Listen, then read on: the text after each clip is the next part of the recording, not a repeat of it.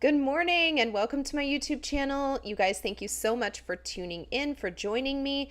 I am here with a special guest, Justin Akers. He's the pastor of the Upper Room Church Ministries, is joining me today. We are talking about spiritual principles on growth and increase. And the reason that we're talking about this today is because it's applicable to everybody, everywhere.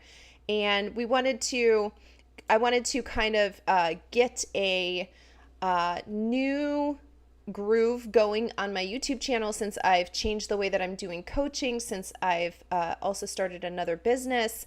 And you guys said that you wanted to hear more about spiritual principles. And one of the reasons that I love talking about this is because they apply to everybody everywhere. So it doesn't matter if you're still recovering from narcissistic abuse, if you have moved past that, if you are, stewarding, learning to steward yourself, your family, your business, whatever it might be better, these things are applicable to you in every area, every phase of life. And so, Justin, thank you so much for joining me today to talk about growth and increase.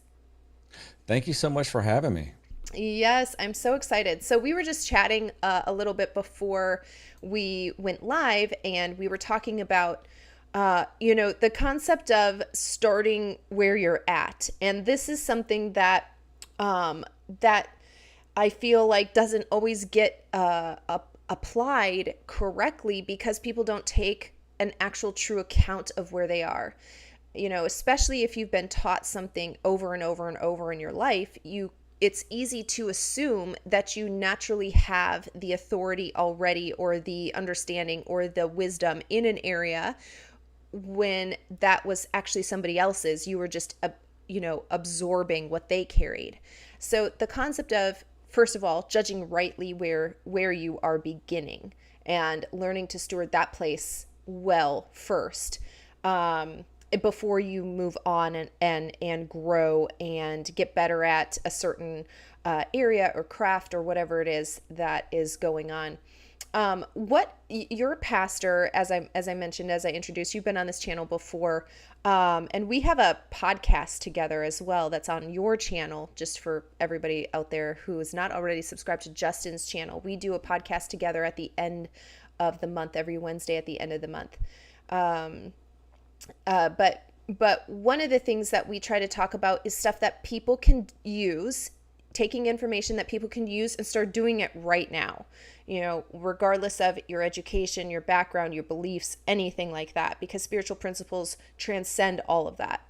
As a pastor, what's one of the ways or methods that you use to help people actually rightly judge where they are so that they can understand where they're starting before they try to progress onto where they want to go? Really, sometimes we have to stop and slow down. We can complicate things so quickly because we're looking at so many things at one time. We're looking at this grander picture, and sometimes we need to stop, slow down, and just look at the item in front of us. When I don't remember how old I was, probably 9 or 10. I had a friend that had a four-wheeler. And so I spent the night with him, and the next day he had a place in their yard that he would it was a track, and he would go around these curves real fast, and he would fishtail or drift around these curves. Well, I watched him for the longest time, and I decided that since I had watched him so much that I knew how to do it. So I got on the four-wheeler and I went to do that, but I did not actually know how. So when I went to drift instead, I went straight up a tree. So I hit a tree and flipped the four-wheeler. And my point there is, I thought I knew because I was watching someone else, but I did not know because I did not have that experience with me. So as a pastor, I try to just slow down and say, okay, let's look at this. And I get them to talk about how they see whatever situation we're dealing with, whatever problem, whatever difficulty, whatever aspect we're looking at. I get them to talk so that I can hear how they're explaining it. It's kind of like if you hear me explain something medical versus a doctor, you'll know very quickly where my level is versus where his level is. And so when you as a leader, you can begin to see very quickly where someone's at, not so much on how big of the words they use, but on their conceptual understanding. And when you get that, then you can deal with someone on their own level. And I think as ministers, as leaders, as people in the church for years, if we have progressed to a point, sometimes we overlook where someone else is. And I'm not at the same place as the person beside me. And that's neither good nor bad. It's I'm where I'm at, they're where they're at. So as leaders, we need to recognize where someone else is, help them see where they are, and help them come from that place and grow. Yeah, that's so good. One of the things too, I like the story that you were just talking about because it really shows that there's a discrepancy often in what we've been shown, what we've been told, and what we know in our heads, what we know mentally. And then we assume that because we know something, that that's a belief, that we actually embody that concept or that skill set or whatever it might be, without actually having the lived experience, the actual testimony, our own self of walking through that or applying that and getting the certain results that we want to get. And so the difference here, what we're talking about, what we're discussing, is that somebody can know something mentally. That doesn't mean that they have the experience, the skill set, the actual belief system established in the spiritual realm in order to implement that concept, that knowledge, and be able to produce a different the result that they're after. Like the story that you were just telling, you had seen somebody else do it, so you assumed you knew how to do it, but the results were very different, and that's because you had two different experiences. You had seen somebody else doing it, whereas the guy that you were watching was the one actually doing it. So we have to understand that you could hear information a million times. That doesn't mean that you have the actual skill set or the full understanding, which really goes to authority, which is a different topic, different spiritual principle, but you don't have the authority to do it just because you've heard about it. And so I love that, getting people to slow down and actually assess where they actually are. They actually are, not what they've heard somebody else speak over them, not what they've seen other people do, and so they assume that they know how to do it, but where they themselves are actually starting. That's so good, and that's so vital for being able to accurately move forward then in the future. One of the things as a coach, I love to do that as well, is really find out where people are so that we can start getting them momentum in seeing how to apply the things that, whatever it is that we're working on, whatever it is that we're talking about, and so that they can have instant wins. I really think that building momentum, especially at the initial phase of trying to change something or establish something, it has to be there. This person needs to know you can take knowledge and start implementing it to have results. But how to do that is different for every person because we're all starting on different levels. This is a spiritual concept right now, what we're talking about, of being faithful with a little and then being given much. Many people assume that just because I've been in a certain place for a long time, that means that I've stewarded it well and I'm ready for the increase. And that's not what that means at all. You could be sitting in the same place that you were 20 years ago, emotionally, mentally, whatever. And that doesn't mean that you're growing. That just means that you're in the same place and aren't putting forth the effort in stewarding well what you have now. Yeah, if you've done something for 20 years, but you've done it the wrong way, then you have, 20 years of a rut that has been built, not 20 years of experience of progression. You know, years ago we built our church, and now we're starting a new building project, and so I'm taking a lot of those memories, a lot of that instruction, a lot of that information, a lot of that experience from then, and applying it to what we're doing now. And when we first bought our property, it was nothing but a forest. It's trees everywhere. So we had the trees cut, and then we had a bulldozer come in to remove all the stumps. But I remember a very long summer before we actually started building. we were out here, and my father was on a tractor with a disc, and he would disc up the dirt. And my brother and I and some volunteers would walk behind the tractor, and we would pick up sticks and roots and any decayable material, and we would put them in a trailer and we'd go burn those things. And then so my dad would disc left to right, and then front to back, and then diagonal, and over and over and over. And one day I asked him, I said, "You've already disced this so many times. Why are we still discing it?" And he said, "Because there's still things there." And so we would continue to do this until we could find no sticks, no roots, and it would also tear up the dirt. And every time you would pass through, there would be wet spots. So it was turning the dirt over to get all of this dry. Now, the reason you do this is because when you begin to actually haul in the dirt to lay your foundation, if you don't do all of that prep work, then over time, those sticks, those roots, all these things, they decay and they rot underneath the surface. It's not visible.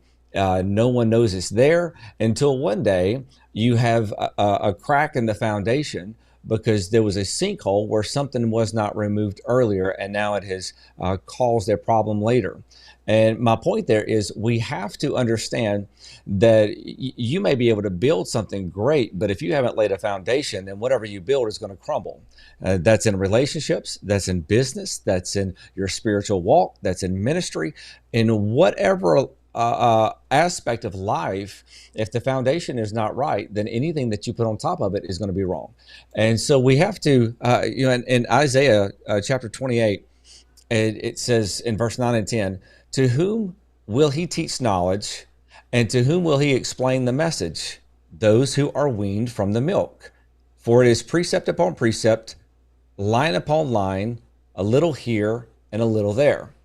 And so we have to take where I'm at, where you're at. I used to love the Holiday Inn Express commercials.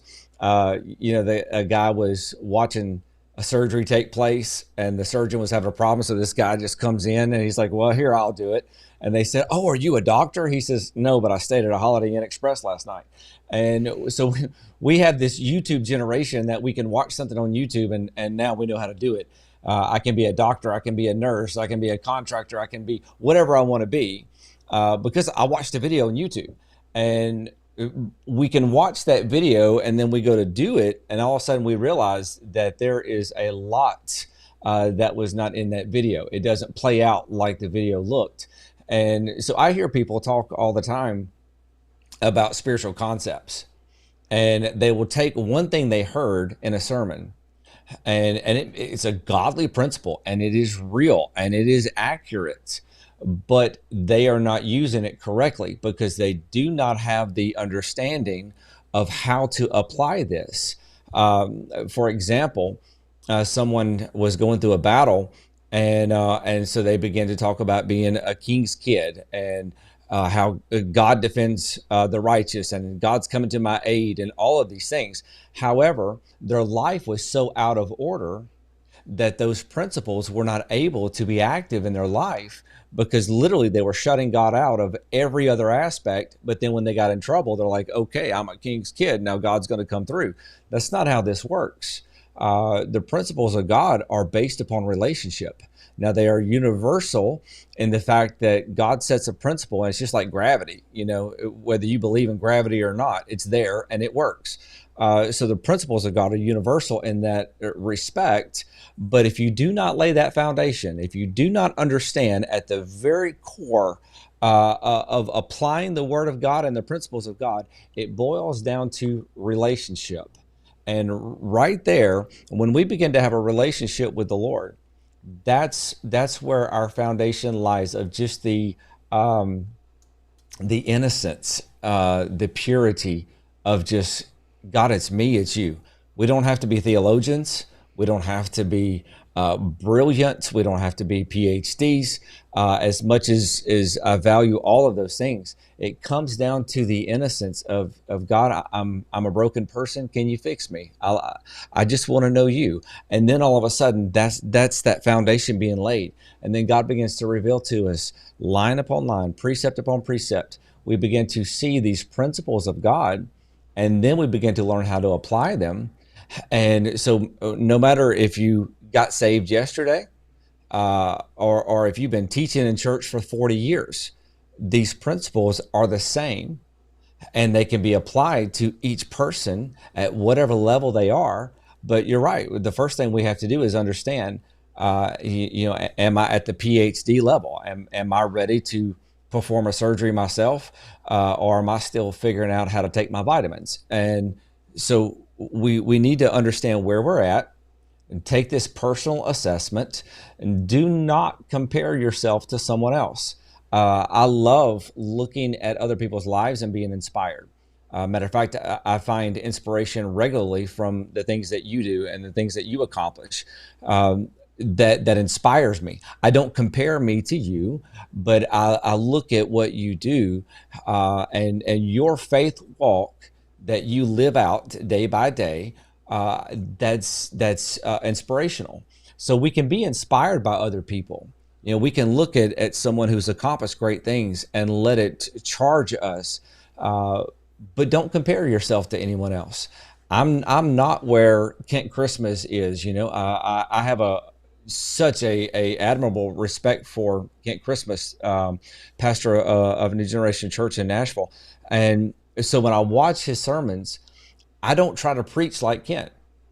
I don't try to copy his messages. Matter of fact, our services are 11. His are like 2 or 3 in the afternoon. So he's copying me, not me him.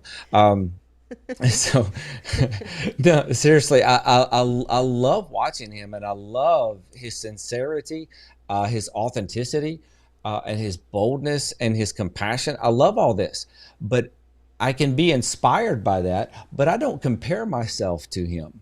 And so there's a lot of comparable analysis within the body of Christ, within church, within people, and we need to understand.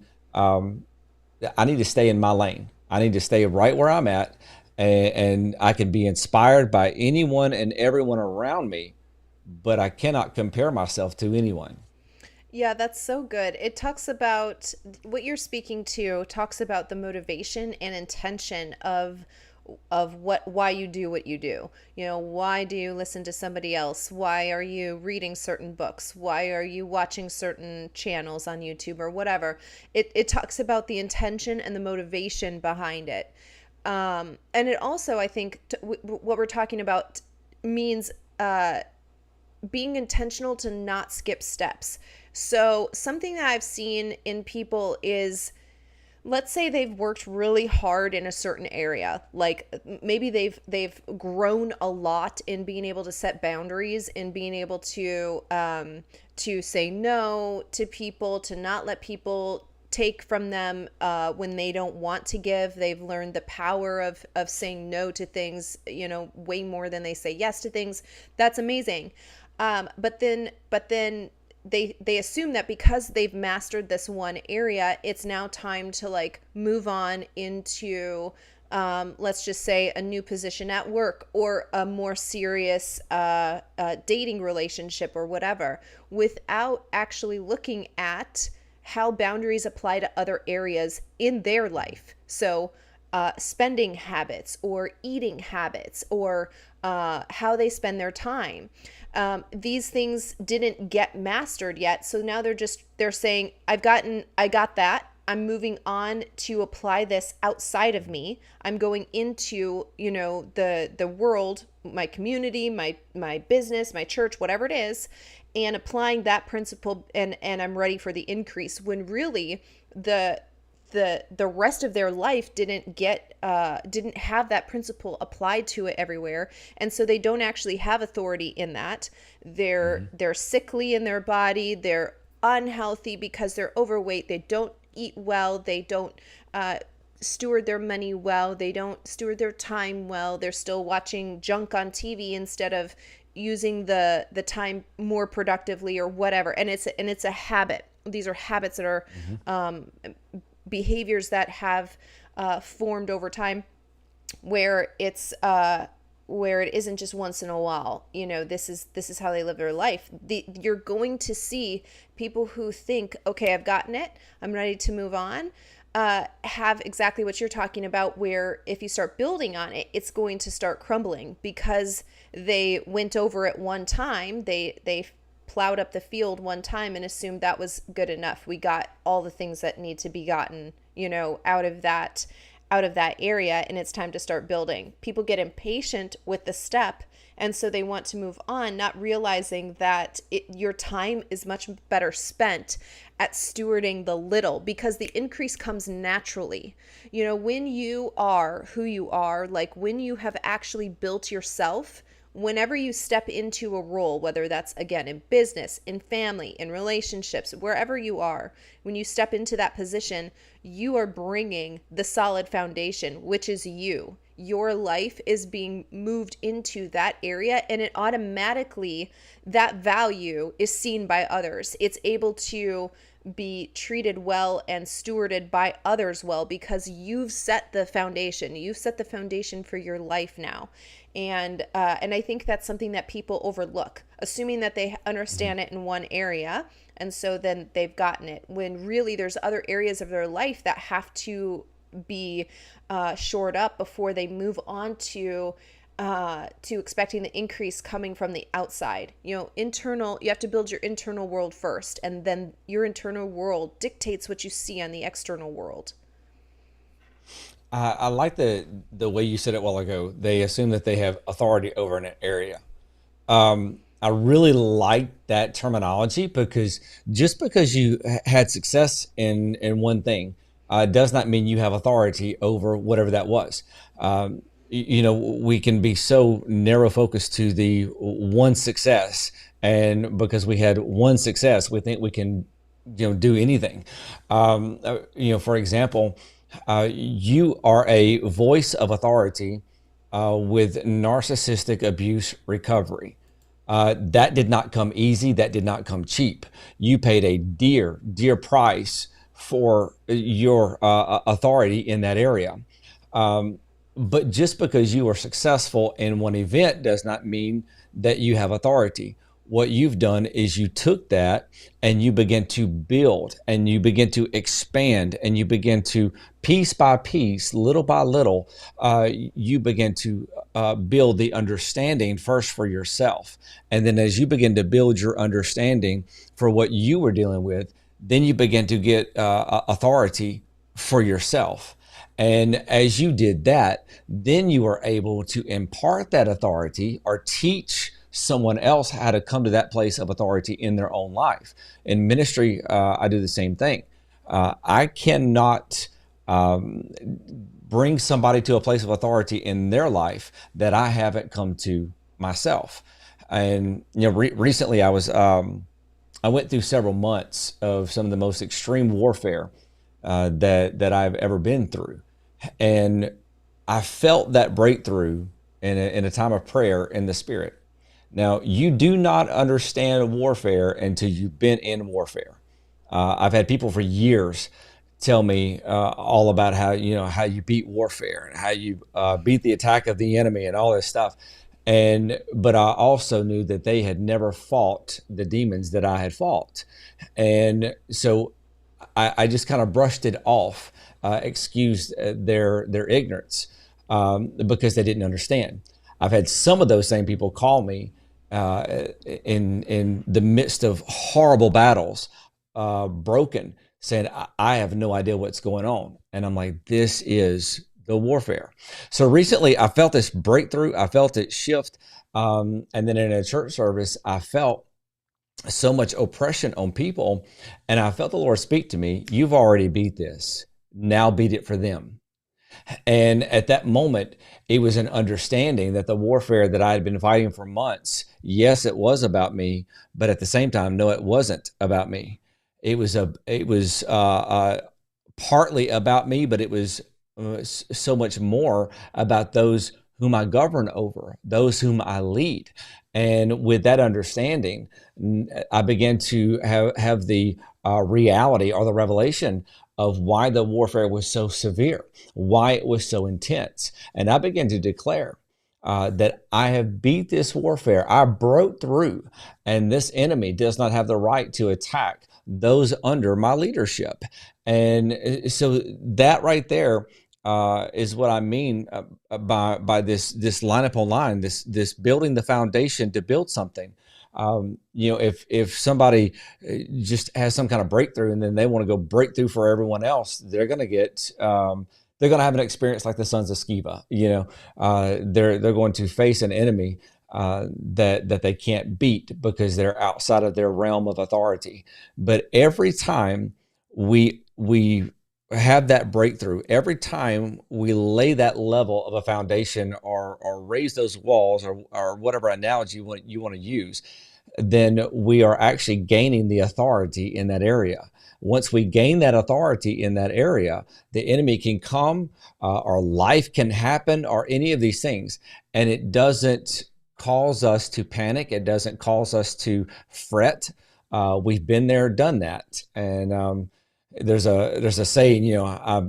I've been through that rodeo, and so when different things come up, when you know where you are and you know where you've been, when these things happen, you just sit back and go, okay, I've done this before and I can do it again. And then we expand where we are. My dad used to say something very interesting concerning our spiritual walk. He said, you're never sitting still. He said, you're either moving forward or you're moving backwards. You're either progressing or you're digressing. Because anytime you're sitting still, it's like a muscle that atrophies. You're actually moving backwards. Yes. And that's in every aspect That's right. of life. Yeah, neutrality is such a myth. That's exactly right. I like what you were just talking about too, because true authority teaches people to get the same results that you've gotten in less amount of time, but it also teaches them how to apply those spiritual principles, the skill set that you need in order to get those results in other areas quicker as well. True authority imparts that to who's ever underneath, and authority and submission is another spiritual concept we can cover a different time. But I love the all of these things build on one another. Reaping and sowing builds on stewarding little to receive more. All of these spiritual principles go together. They interact with each other. And so if you don't understand, you need to start somewhere, right? You just need to start with what you have. And I believe that you need to start with stewarding the little in order to receive more first. You have to know, okay, it might seem like you have nothing in your hand, but you actually have a lot of stuff. It might be like, I don't have anything. I don't have a family. I don't have this. I don't have that. You are what you have, and you have to learn how to steward you well to receive the increase. And in order to have these other spiritual principles, the understanding, in order to start applying them, you have to know, where you're at and be honest with yourself about how well you're doing each of these things. And I also like what you were talking about too, because there has to be a time when I talk a lot about predetermined choices with my clients, and on this channel, you have to make a predetermined choice, which is that no matter what I face, these are the things that are going to govern my life. These are the activities I'm going to do. This is the way I'm going to behave and respond, even when this situation is very difficult.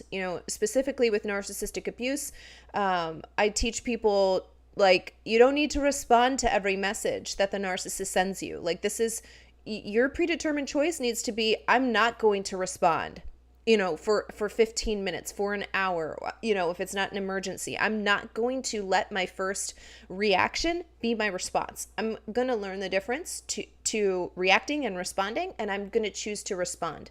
This person doesn't get to dictate when I give my energy out.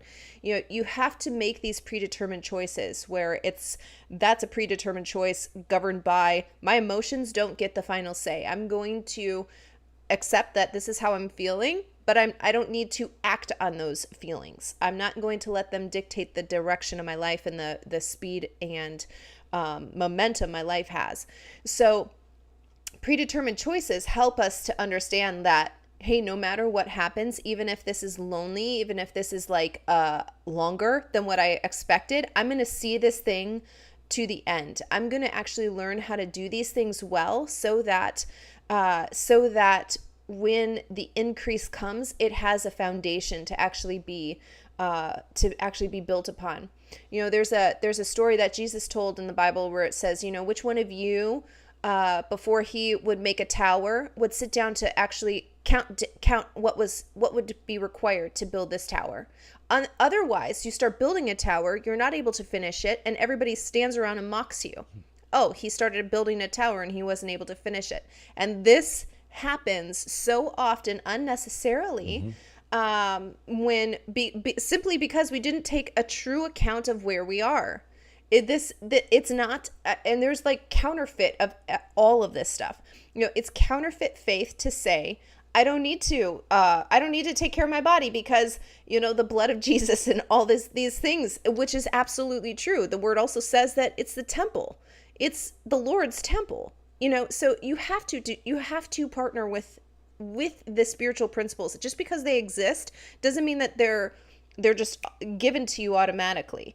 It's a real twisted view of not only the word, but also the idea of who we were created to be. You're not just here to be like a little consuming robot that just like, oh, here you go, you get all these things. It's about building yourself. It's about discovering the ways and the methods heaven can come through you into the earth. And if you don't do that, you don't just get to have it just because you keep saying it over and over. There's a story I tell my clients, which is that, and especially faith-based clients, which is that if I print out a Word document so that I can look at it, I'm holding something in the natural. I'm holding the paper in my hands physically.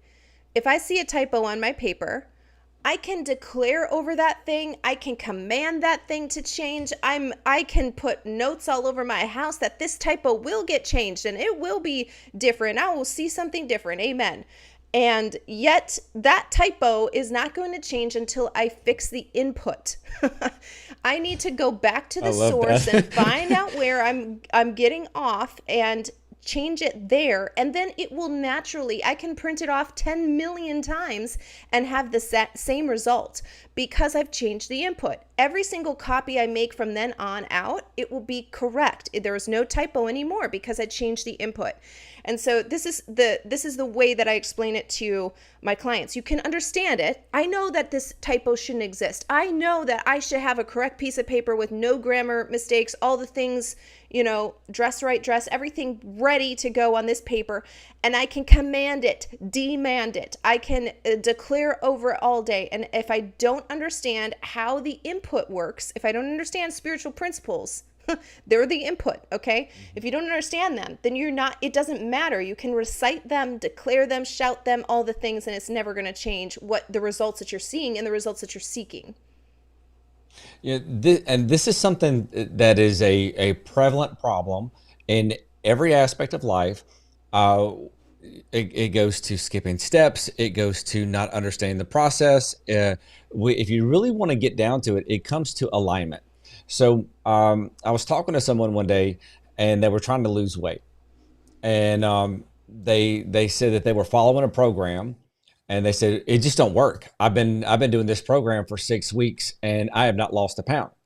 And so I began to question them about certain things in this program, and it was a good program. I'm not a real big fad diet person, but this was a healthy eating program.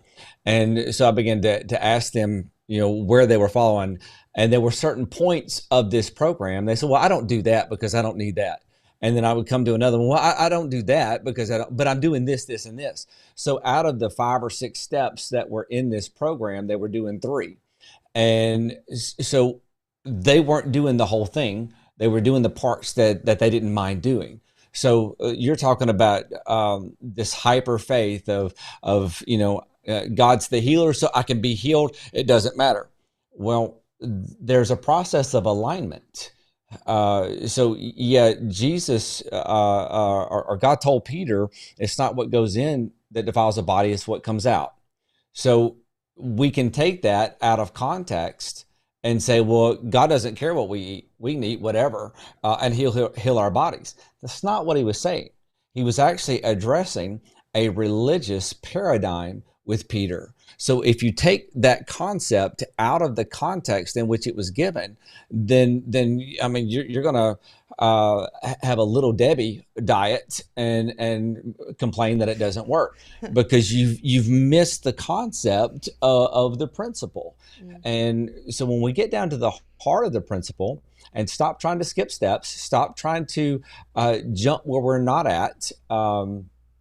And a lot of people want to be the CEO and they haven't learned how to pick up the trash yet. That kind of concept. But if we say, okay, I want. You were talking a while ago about setting boundaries. Okay, so I've set boundaries with a narcissist. Now, how does this apply to my finances? How does this apply to my friendships? How does this apply to every area of my life? How do I set healthy boundaries? Setting a boundary is not just saying no; it's knowing when to say no. Um, so you use the example of responding to text with a narcissist. Um, there's times that the best response is no response. And no response And is a response. Yes. yeah, exactly. Mm-hmm. And when you have the self control to not respond, then you are exhibiting your authority over your emotions and over the situation.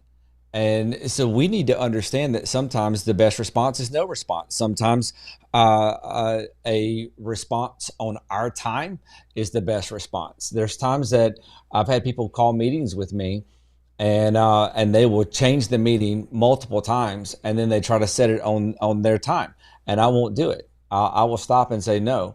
I've had two separate times in the recent past where people were wanting me to change my schedule of what I had planned because they were unwilling to change their schedule on what they had planned, but they wanted me to help them. And I just simply said, no, I don't mind altering my schedule, but I'm not going to alter my schedule when you're unwilling to alter yours so that I can help you. That is senseless. And so we need to understand that all of these principles, every principle, sowing and reaping, boundaries, faith, any principle of Scripture, it is universal, that it is applicable in every aspect of our life. And just because we get a hold of it in one area or one situation doesn't mean that we have it in all. We need to say, okay, where else can I use this? This is a great principle. It's very effective. Now, where else will it be effective? And we can begin to systematically walk in a fullness. So when you understand the concept of alignment, alignment is a godly principle. It is aligning to the blessing. It is aligning to the promises of God. So when we understand alignment and I'm looking for healing, then I'm going to pray for God to heal my body, but I'm also going to pray that God reveals to me any area that is out of alignment. And when I find these areas that are out of alignment, then I can bring those into correct alignment. And now I can pray for healing and I can watch God perform a miracle because I was obedient. Mm. Yeah, that's so good. And that's exactly right. Like it does come down to, again, motivation and intent. We get to willingly partner or not, or not. It's up to us always. We always get a choice. And that is the linchpin in the entire situation. If we want to actually, if by choosing to partner, it doesn't mean mentally recite. It means I will now embody. So that concept, that principle, I will now embody that. I will now live that out.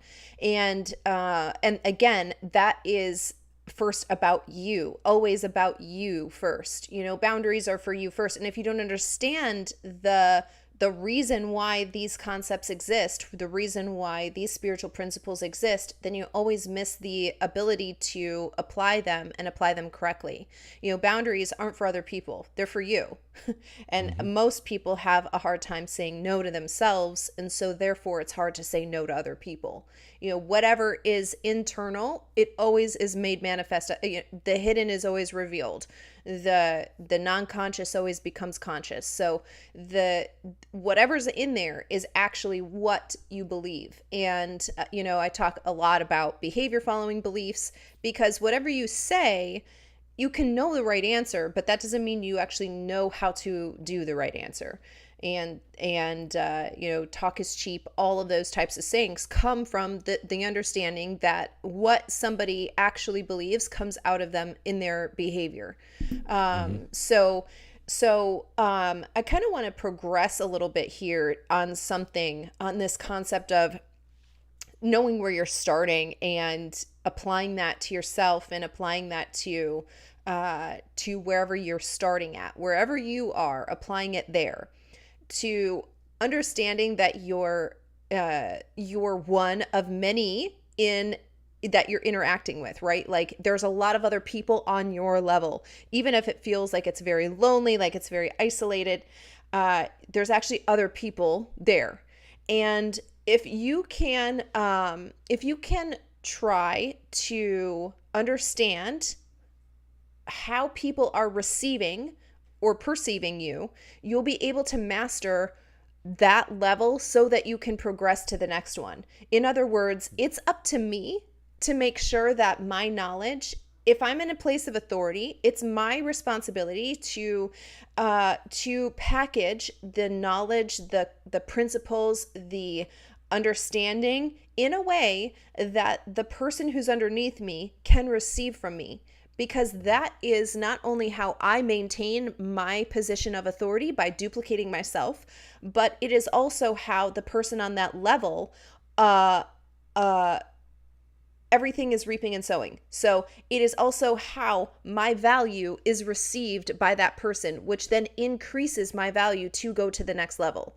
This is something that a lot of business people misunderstand. You could have the Hmm. greatest invention, the best product, the greatest service, whatever. But if people can't understand how to use your product, how to get your service, how to actually do what you're talking about, uh, whatever it is that you're selling, it's up to you to make sure that the thing not only works, whether it's a product or a service, but that people can understand it. You need to serve it to people in a way that they can digest it. I don't give a 6 month old, uh, actually, my brother just had a baby. They actually do feed their baby meat, but I wouldn't give a 6 month old meat. But some people do, okay, but not everybody. I would give them baby food, but I wouldn't give a 60-year-old, baby food. And so it's understanding that it's up to me to package. They're both food, but how they are packaged is critical for the acceleration or growth of my business, of my family, of myself personally, of whatever it is. My value is determined by the other people on my level. And if I cannot connect with them, I could have all of the knowledge and it does me no good, because it does not help them increase their value.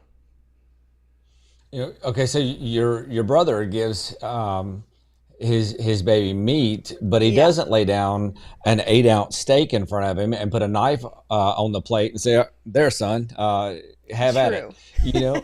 So, uh, and likewise, if I went to a restaurant and the waiter came out when I order a steak and he cuts it up in little bitty pieces and tries to break it down and then tries to feed me, he's probably going to get slapped. And so, uh, I mean, yeah, we need to understand where we are so that we can understand where someone else is. But a lot of this comes down to identity as well. Hmm. Because so many people do not have an accurate understanding of who they are. Hmm. Their identity is based on what they feel other people perceive, and oftentimes that's incorrect. Hmm. But when they learn who they are, then they can actually understand how people perceive them. um, and you'll see a lot of people, especially in leadership, that try to complicate things. They try to explain things in a very confusing manner on purpose, because they want to show someone else how smart they are, and they want to demonstrate their intelligence with how complicated they can make it. But what they fail to see is they're actually exposing their own insecurities by having to do that.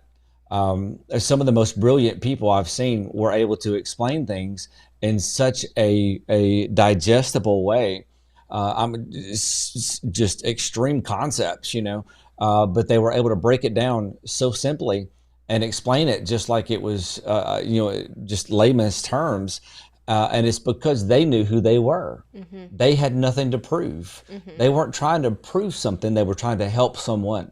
And so when we understand who we are, when we get to that place of understanding our own identity, which I know is something that you focus on a lot in your coaching, because if someone cannot secure their own identity, they're not going to be able to deal with a narcissist. They're not going to be able to deal with life, because they don't even know who they are. Mm-hmm. And every wind of adversity is going to change how they feel about themselves.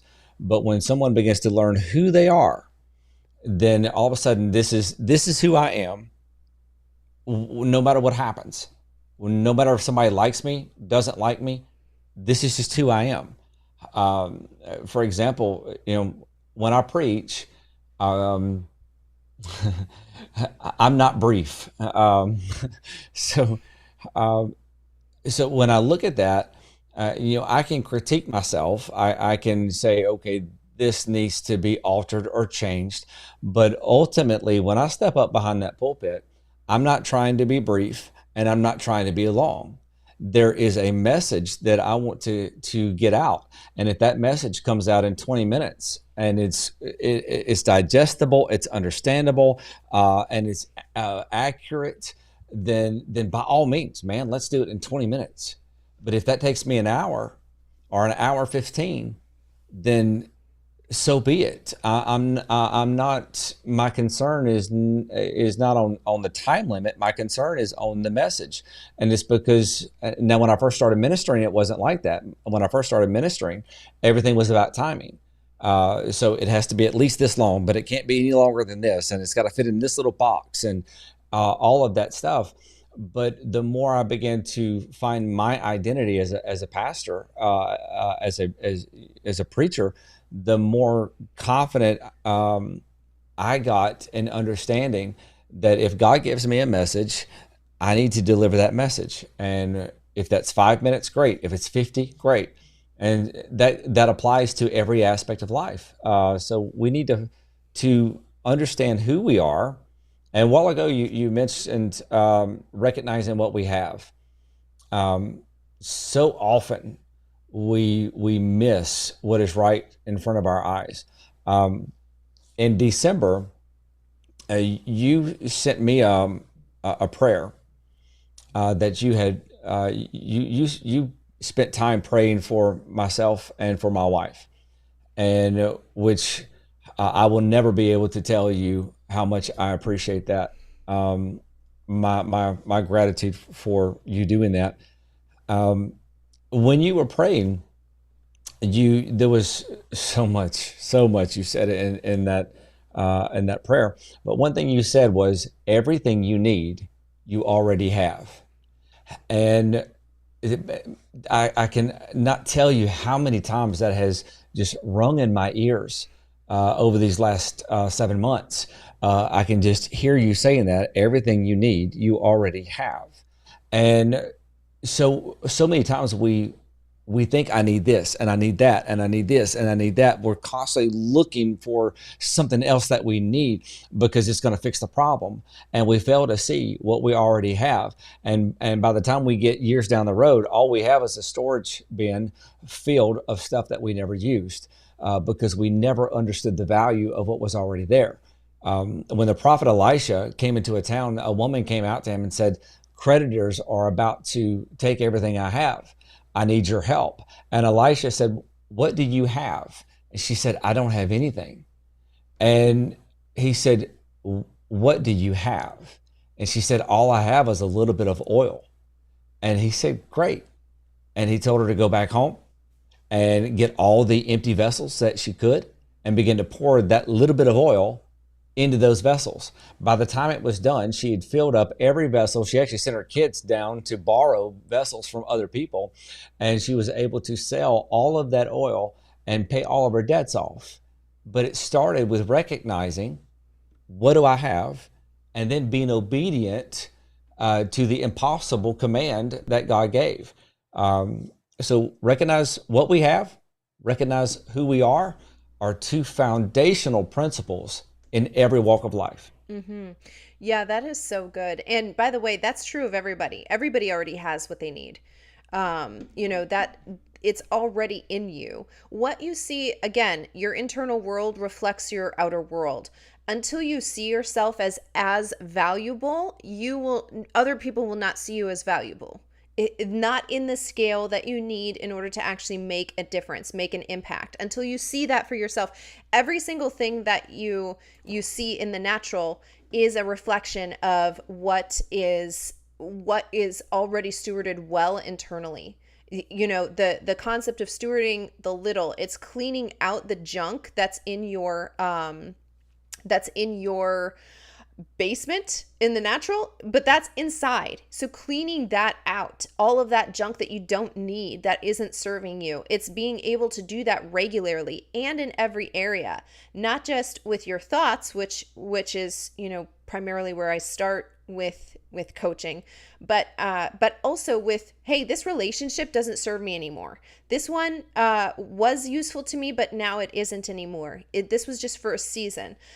It's being able to again judge rightly where you are and what you need to do in order to move forward. There's a lot of you won't understand yourself correctly if you don't have a correct foundation and in your relationship with God, because from that all things flow. And so it should go from God into you, it, and therefore it's out into the world. But whatever you are believing is always made manifest in the natural. You will always find that. And I have a video on my channel that I did a couple years ago, maybe 2 years ago or 2.5 years ago. And I said, you'll always attract what you are. And people got so angry about this. I'm not a narcissist and, blah, blah, blah, blah, blah. I said, no, but you're missing it. And that's always how people will react to truth when they're not ready to change. Is that, no, that doesn't apply to me. That isn't true. That isn't what I was saying. Is you don't value you. You don't value you, because if you did, you would make a different choice. The narcissist sees that, and you are attracting that same mindset to you. And you will continue to attract that same spirit, bringing that mindset in a different body until you change. This is why people can get divorced and then end up married to somebody who's exactly the same person. They're the same, It's the same spirit influencing that person until you change. And by change, I mean, understand what's already in you, see yourself correctly, and steward those giftings. And by the way, you're the gift, stewarding yourself correctly. And if you don't do that, your outer world will always reflect the chaotic inner world that you're walking around with unnecessarily. It doesn't have to be that way. You have an option, you have a choice. But the first, again, we started this podcast, this video, talking about being able to judge rightly where you are, not assuming, no, I got it, I am a good person, I am this, that doesn't, what does that even mean? Because again, the value you're ascribing to the words matters. What does a good person mean? Does a good person allow themselves to continue to get abused without making a change? Does a good person continue to allow somebody to devalue the gift that God gave to the world, the gift that God made, you, over and over, without changing the fact that you keep putting yourself into a situation where you're going to be abused? This is the importance, again, of really being able to take account. And you won't be able to take a right account if you're looking for a shortcut. You're looking to skip the steps. This is leadership. and gaining authority starts by saying, and that's a predetermined choice, I will not skip steps. I'm going to do every single step, because like you were talking about earlier, there's things that you have to go through as a leader that aren't even about you. It's about the person that's going to come underneath you. It's about the next person in line. And it's like building onto your house a mother-in-law suite when it's like, I don't need that. Yeah, but somebody else needs it. So, the concept of that is really important for leaders to understand. That's absolutely true with my life. I've had to do so many things that had nothing to do with me. It had to do with the future client or coach that was going to be associated with my business. And there's a good saying, and I love it. I love it so much. This is the saying: if you want an easy life, then be willing to do the hard work. If you want a hard life, then just do the things that are easy, like do the easy work. This is so true. If you want an easy life, you have to be willing to have the hard conversations with yourself, being able to really critically look at the habits, the thoughts, the people in your life critically, and being able to say, you know what, that thing doesn't serve me. I need to make a change. Not that person. That person doesn't need to mold to fit to my life. I need to change. I need to be the one to actually be able to steward what I carry, my life, very well, and be able to walk away from that idea, that belief, that thought, that pattern, that person, that organization. And I need to be able to know rightly when that time is. Because we spend a lot of time going through the same circumstances in life to teach us a lesson that we could have learned the first time. Yeah, who was it? Abraham Lincoln, I believe it was, said that history is doomed to repeat itself if we don't learn from it.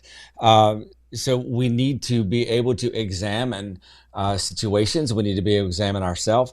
There is a real extreme here, especially when it comes to self-examination, because you have on one extreme those that refuse to examine their own selves. And when we examine ourselves, you take a situation that you go through and you begin to rehearse your responses. You don't necessarily rehearse the situation, but you rehearse your responses, your reactions. You rehearse how you handled this situation. And then you look and say, how could I have handled this better? What were the areas that were successful? What were the areas that were failures in this? So we have on one extreme those that refuse to examine self because they don't want to take the time to actually look and say, I could have messed up. On the other extreme, we have those that examine so harshly that it becomes a self-badgering. And so it's this, oh, I can't believe I did this. I can't believe I did this. And they begin to beat themselves up. Neither one of these are productive. Again, comes to identity. When you begin to be secure in your own identity, and then you can look at any event, you can look at any situation, you can look at any season, and you can begin to examine, where are the areas that I need to grow in? Where are the areas that I need to increase? I did really good in this area, but I still need to do better. Where are the areas that I just absolutely have no understanding at all? I have no clue in this one particular area, and I've got to get a grip on this. We begin to examine that, and we can begin to see what needs to be fixed. A few minutes ago, you were talking about people asking themselves, well, why does everyone I choose end up being a narcissist? This goes back to understanding spiritual concepts. When we understand the spirit realm, and I want to be very, very careful in my terminologies here, because the spirit realm is neither good nor bad. It is actually the spirit realm. It is where the spiritual entities are. The spirit realm is very real. There are those that get out in that spirit realm, and they are operating in witchcraft, familiar spirits, that sort of thing that is not of God. However, God is in the spirit realm. So when we begin to understand the godly spiritual concepts, then we'll begin to understand that like spirits are attracted to like spirits. So the victim is always going to attract the abuser. That does not mean that everyone that is victimized has the spirit of a victim, but it does mean that those with a spirit of a victim are always going to attract the predator. They're always going to attract the abuser. The person with a predatory spirit is always going to seek out the victim, because it's just like a lion in the wilderness. It looks for the weak prey. It looks for the one that's separated. It looks for the easy target. A predator does the same thing. They look for those that are vulnerable. They look for those that are weak. They prey on those vulnerabilities. And so when we begin to understand that this is not just a natural thing, this is a spiritual thing. This is spirits are looking for those spirits. I told someone one time, we were discussing someone that was in a very, very bad situation with alcoholism. And I said, look, you can drop this person off in the middle of the Sahara Desert, and they're going to find the one alcoholic camel that's out there. Because spirits are attracted to spirits. Mm-hmm. And so when we understand that concept, so that's just a spiritual concept, a spiritual principle. Spirits are attracted to like spirits. Yep. And adversely, the spirits are also resistant to opposite spirits. So when we understand this spiritual concept, and now we can overlay that into every situation, our work life, our home life, our church life, all of these things. And then we can begin to understand how to protect ourselves. We can begin to understand the areas that we need to grow. So why am I always attracting a narcissist? What is it about me that needs to be fixed, that person doesn't see a vulnerability in me? How do I strengthen myself? And so again, it comes down to understanding the very basic concept there and stewarding that concept and making the most of what is there. Yeah, that's so good. I talk about this all the time on this channel, and definitely with my clients, that you can be a target of abuse. That doesn't mean you have to be a victim of it. You can't control if you're the target of it. You can control if you're the victim of it. In other words, I can't make all the criminals not try to break into my house, but I can take measures to make sure that if someone tries to come into my house, they'll be sorry about that they'll wish they didn't do that, right? So there's things I can do what I do. I can't control everybody else out here, like, hey, don't bother me, don't try to abuse me, don't, all of these things. But I can take measures my own self to make sure that if there is a predator who comes into my area, they can be again, regretting that decision to try to choose me as a target. You can't control if you're a target. I love the way you said that. They'll be regretting it. They'll have a story to go tell all their predator friends. But it's the difference between knowing that. So just because I'm a target of it doesn't mean that I necessarily did anything wrong. But when I notice that I'm always constantly the victim of something, and this is true of not just narcissistic abuse, if I am constantly the person who's getting something, who's being robbed. Okay, I had a situation where my car got stolen, same car twice got stolen. When there's a situation where this is happening multiple times, the same thing over and over, that's an opportunity for you to have authority in that area. It's an opportunity, it's an invitation for you to take authority in that area. There is a boundary, there is a fence that needs to get mended in there. And so we want to know, we want to critically be able to say, hey, there is a section of the fence that I need to go mend over there. I'm not just going to ignore it and pretend it's going to get healed by itself and fixed by itself. And I declared enough times that place will get fixed. It'll just get fixed. I actually have to go and do the work to fix it. So Hmm. it's understanding that partnership of like, no, if there's going to be something to be changed, then I need to partner with the Lord and find out what is my responsibility. What do I need to do in this situation? Um, but yes, exactly. The concept of spirits attracting like spirits is 100% true. It is true. And until you learn the lesson on how to elevate and get out of that constant cycle, you're not ever going to be able to tell the difference if if you're being a target of something or just falling back into the victim mentality, and therefore the victim habits, the victim behaviors again. I hope that makes sense to people, because that's a really important part of this whole thing. Elevation is not just about increasing who you are and your value and moving on to another level. It's also about having authority um, uh, over the things that would keep you trapped at that level. Whether And that's behaviors, mindsets, anything. I want to say something, but I want to say it very carefully. Um, a victim will always be a victim. Yeah. Mm-hmm. I don't mean that with any lack of compassion, but someone with a victim mentality will always be a victim no matter the circumstance. But when you take someone who is a victim and you expose to them that there is a victim mentality here, there's a mindset of a victim, and you change that, or they change that, they break free of the victim mentality, they break out of that mold, and they begin to find security in who they are.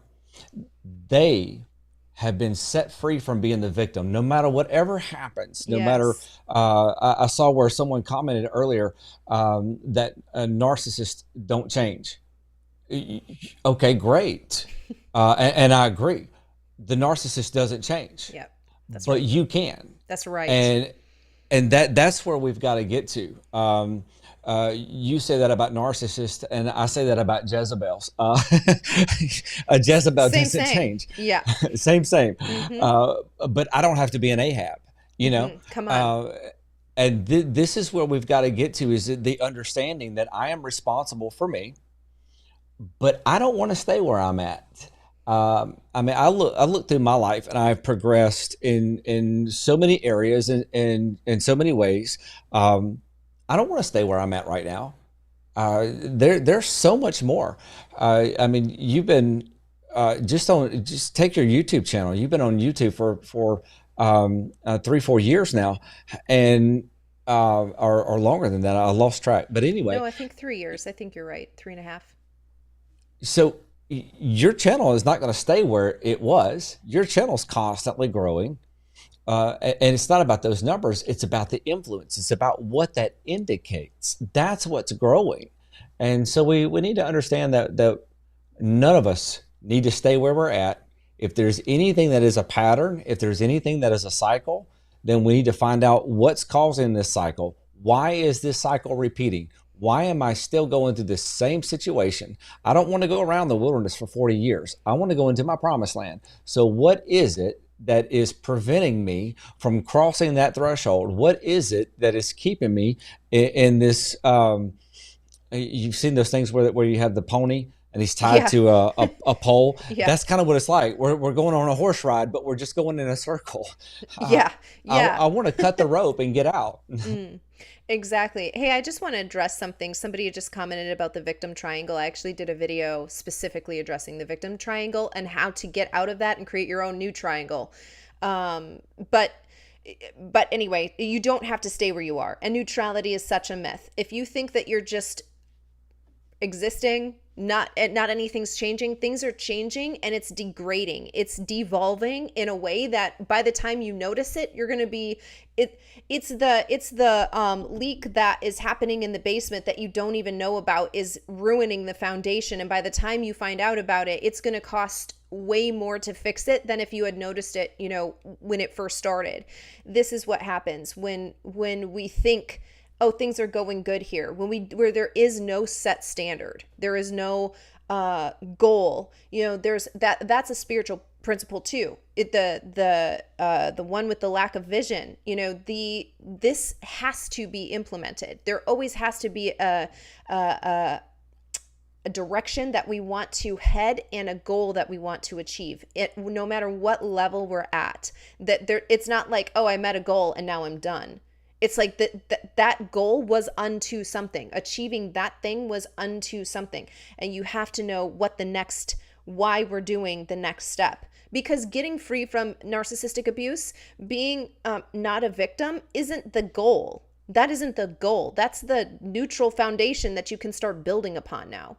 The goal is not to just get free of a narcissist. The goal is not to just not be a victim anymore. The goal is to now turn that victim mentality, that victimhood, into becoming a victor, that no matter what area you're going to go after next to conquer, that you're able to actually be a victor in that area.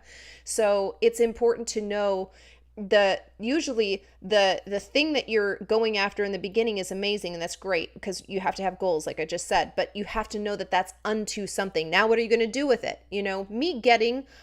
For example, me getting a big house, that's not the goal. What is the goal of that house to do now? Maybe I want to have all my family come. Maybe I want to be hosting stuff for my church. Whatever it is that I want to be doing, that thing was unto something. It's unto a greater vision. And I think that that's exactly what you were talking about just now. So I think it's really important that we just remember why we're doing the thing. The thing about stewarding yourself well is that it's because then when you go out into whatever community you're functioning in, whatever group you're functioning in, your family, your business, your community, whatever it is, you're functioning at a level that adds value. And that value is seen by others, which then increases your value, which then increases your impact, which then increases your influence. You have more and more and more authority as you go. And so I just wanted to kind of wrap that up by saying, these things are unto something. Before we end, do you want to say anything else, Justin? Yeah, I know we need to close it No, out, that's but okay. Please I do share. want to respond to something there. Part of stewarding is understanding the why. So in Proverbs, it says that a people without vision perish. That word perish actually means to cast off restraint. It means there's nothing governing their actions. So you were talking about setting goals and seeing the vision, but if you don't understand the purpose, then it's pointless. Well, vision within itself it has purpose. If we just set a goal, like you said, to get a big house, then okay, great, you got a big house. But when we have vision and we have the purpose of this, what is my end goal? What is my end purpose? Then that actually begins to govern our actions today. So if I set a goal that I want to lose X amount of pounds, or that I want to gain X amount of pounds, or if I want to lift X amount of weight, then what I do today is being governed by that goal down the road. And when we begin to set that vision, when we begin to get a vision, now we can produce vision for ourselves based on ideas, or we can spend time in prayer and say, God, what do you see for me? What have you written in my book? What have you destined for me? Because he told the prophet Jeremiah, he said, I know the plans I think for you. Things are good, things that are well. And so when we get into the presence of the Lord and we begin to ask God, God, what do you have for me? And he begins to show you your divine destiny, then that sets a vision. And so now this is where I want to go. So now every decision I make, every action, every course is now governed by that vision. That principle is applicable in every aspect. You set a vision for your marriage. You set a vision. Matter of fact, if you're not married, you set a vision for what your spouse will be. And I don't mean unrealistic, ideas, because, if you're a woman, and your idea is a billionaire that's 6'4" and so forth. You can't guarantee you're going to meet that. So, uh, I gotta have so many jokes on both sides of that. I didn't mean that against women at all, because I got plenty to say about men on that one. But you set a vision. I actually was counseling with a friend of mine, and this woman is just such a precious woman of God, and she went through a very bad experience in a marriage, and truly married to a narcissist. And it was almost shocking to me, number one, because this was not someone that was in any way a victim. But it was shocking to me because she was such a special person. And so I was able to go through a lot of the process with her. Um, and it was heartbreaking on one side. But during this, I began to see so much and understand so much about the vision that God had for her life, um, and the enemy was trying to destroy that vision. And when the enemy began to break her down, she lost sight of that vision.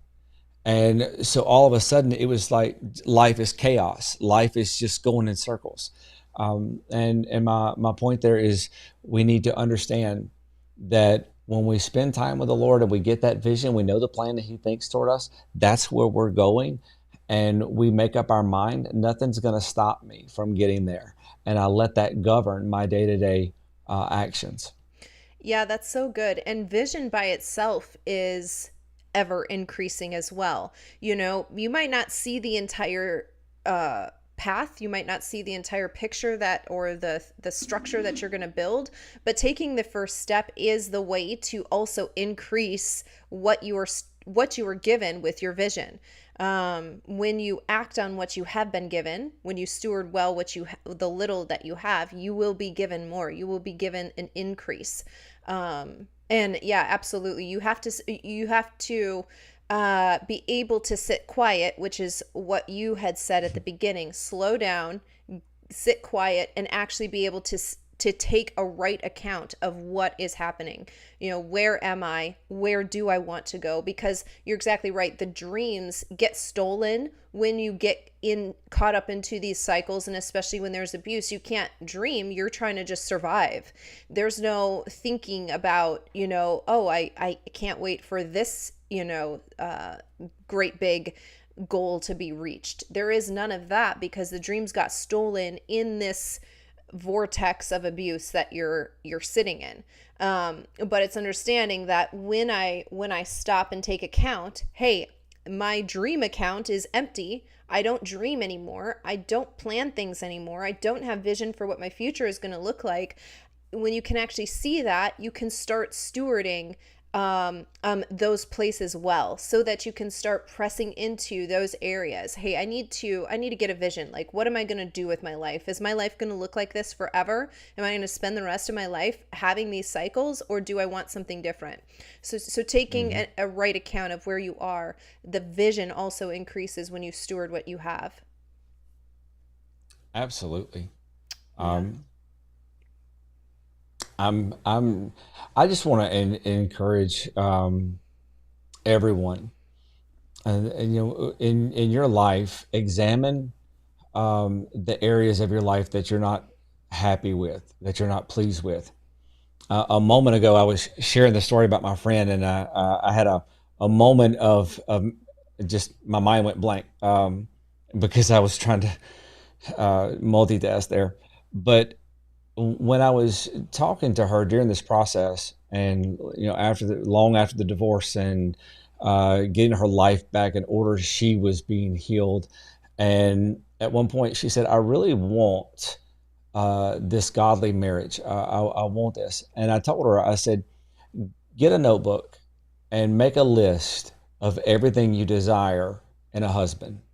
I said, don't look at the outward things. I said, just take this list.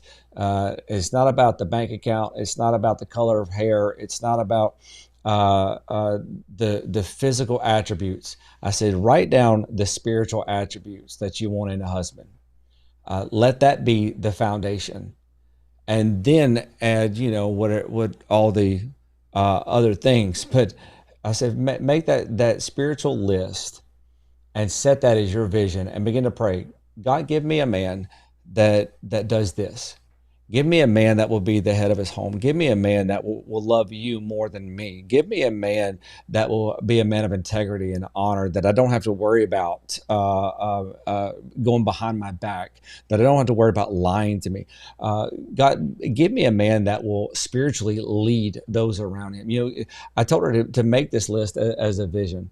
So I say that to everyone watching, whatever area of your life, whether it be your finances, your future relationship, your current relationship, your children, whatever aspect of life, your business, set a level of goals of what you want to see, a vision of where you want to see those things go, and make that list and let that be a governing. Now you can alter this list, you can tweak that list all you want through time, but let that be a governing guide point in whatever aspect, whatever area that you're looking for, and begin to pray that God shows you how to reach that vision.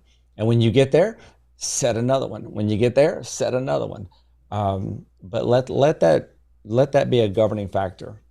Yeah, that is so good. I love that, Justin. And that's such a good, encouraging story for everybody who's listening too. That that act even of making that list and being intentional and partnering with, obviously, the book of that lady's life was written to have a partner who embodied all of those things. So even doing that intentionality of partnering with what is already written about her is stewarding the little. Right now, there is no husband, to in this story at this point when you're telling the story, there's no excuse me, husband or household to be stewarding. So she took what she have, which is just her desires, which is the knowing, the understanding that of who God is and who He created her to be, and what is written in her book of life, and partnering with that. Give me these things, put these things in that person that I'm going to meet, and likewise make sure that I'm able to be the person who would attract somebody who had those types of qualities. That is the first step Yes. of stewarding the little. When you can't see it, when you don't have it in the physical, it's stewarding the input. This is the typing of the document on the computer before you print it out. This is the input phase. So I love that story. Thank you for sharing it. I thank you so much for also just being on the channel and having this discussion with me. I love the concept of spiritual principles, because when you understand the spiritual principle, it's easy to govern your life. I understand, like, sometimes people think that just looks like a lot of work. I'll just figure it out like as I go. That's the hard way. Okay. Discernment is the quick way.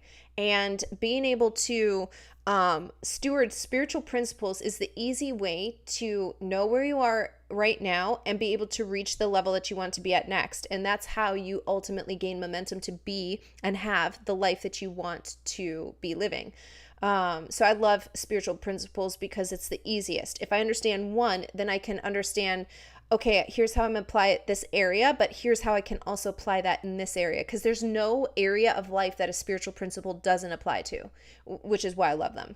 And it's also easier to teach, to coach people about a spiritual principle than it is a list of like do's and don'ts. Mm-hmm. Don't do this, do that, don't do that. They don't understand. That doesn't actually teach them. They're not equipped unless there's a coach with them, but when you understand a spiritual principle, it's easy to know what to do in every situation. So thank you so much for being on my channel and sharing with my viewers about this spiritual concept of stewarding a little and being able to use the momentum with partnering with the little to gain growth and have increase. Absolutely. Thank you so much for having me. And one last thing. Yeah, all this creates a snowball effect. So Yes. whenever you start applying things, it just in every aspect of life, and we understand that in so many others, but in spiritual concepts, it is just a snowball effect. So thank you so much for having me on here, Angel. It's always a joy to do videos with you. No pun intended there on. My middle name is Joy. So, yeah. It just dawned on me. So anyway. I love it. Well, Justin, thank you again so much for coming on the channel. Thank you to everybody who's viewing now, who will watch later. Share it with somebody who needs to know where to begin. This is how you begin. Steward the little. Nobody has been given nothing. You've actually got everything that you need already. It's learning how to steward that so that you can pull out more and more. So share this with somebody who needs to know that. You guys, thank you so much. If you haven't already subscribed to my channel, you can do so by clicking the subscribe button below. And I will see you guys soon with another video. Thanks again, Justin.